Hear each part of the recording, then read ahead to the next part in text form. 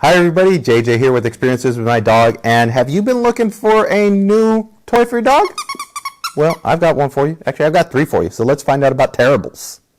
So today on deck is going to be an initial impressions, not a review yet because we haven't had enough time, even though I've had these here for a while. I haven't had the opportunity to put them in circulation and try them out, but I will do that in a forthcoming video. So this is just going to give you guys a little bit of a kind of initial briefing and kind of breakdown on what Tearribles is all about. So you can see them right here.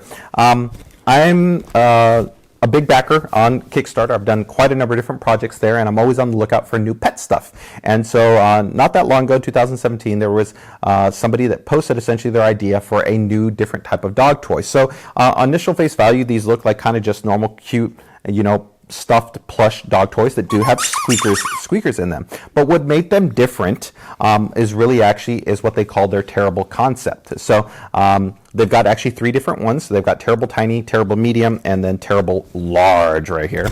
This guy. I'm going to go ahead with Bowie right here, Tearrible Tiny. So you can go ahead and take that, Bowie. There you go. And the concept was essentially is that you have the ability to tear away their limbs. So the reason why that can come in handy is that if you've ever kind of played with your dog, you might find that sometimes they pull, and that stretch apart certain seams or wears away certain seams, and then you might end up ripping the dog toy. Now for us, we've always tried to extend the life of our toys in a lot of different ways by sometimes repurposing them. We sew them up, we restuff them, we put in new squeakers. We try to make sure that we get good quality ones that are designed well, they're stitched well, open seams, things like that, but it can still be challenging. So their design take was not only make a well-constructed toy, which I can definitely tell you my initial impressions is that the construction quality and the material looks really well. Looks like it'll hold up to actually dogs with very, very sharp teeth, strong jaws. I don't think it's going to puncture through this easily, which is nice. The squeakers in here, you can see that they're well placed in there to be able to maximize the play. But what they can do, especially if you've got multiple dogs, is you could put them two together, and a lot of dogs, they like to tug. As you can see, all of a sudden the limb comes off. Here at the bottom, this limb comes off, the tail even comes off, and then this allows you to kind of do cool different stuff, right, Mr. Ultron? Yep. You might be able to go ahead and, let's say, do a tug of war between two dogs and minimize maybe potential agitation or aggression because one dog's going to get one, the other one's going to get the other. Allows you to maybe do cool things like hide and seek.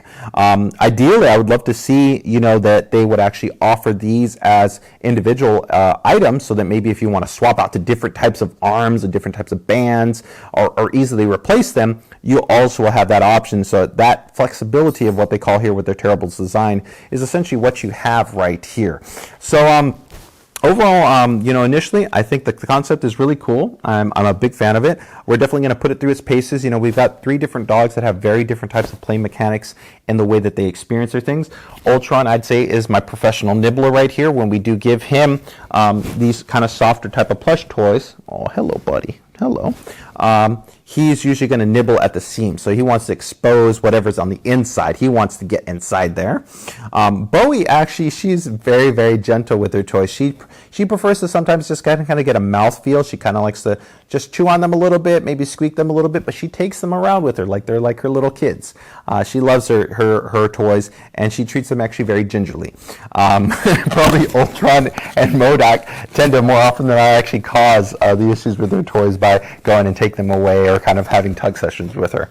And then MODOK, he's started to come a little bit into his own, becoming a little bit more comfortable with it, but because he's got such a big mouth and jaw, he loves to just kind of stuff the whole toy in there and try to kind of just chew on it and try to kind of rip it a little bit here and there. So it'll be interesting to see how they hold up between our three different breeds. We might even maybe see what it's like with Otis, our latest foster rescue, see what his experience might be with these Tearribles. So they are now actually available.